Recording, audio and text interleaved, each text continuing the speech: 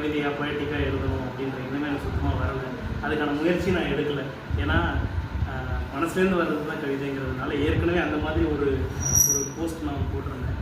எனக்கு எல்லாமுமான ஒரு 5ஆம் வகுப்பு ஆசிரியர் இறந்து போனபோது போட்ட ஒரு பதிவு, அதையே நான் இங்கே படிக்கலாம் அப்படின்ற ஆசைப்பட்டேன். தலைப்பு அந்தமில்லா ஆதி.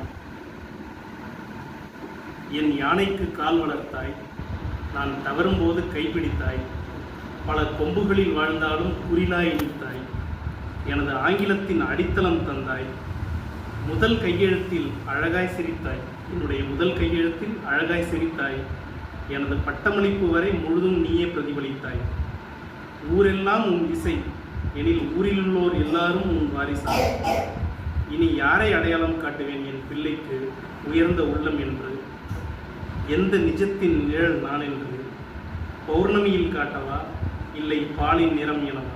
ஏன் அந்த ஆசிரியர் எப்போவுமே வெள்ளையை தான் விரும்புவார்.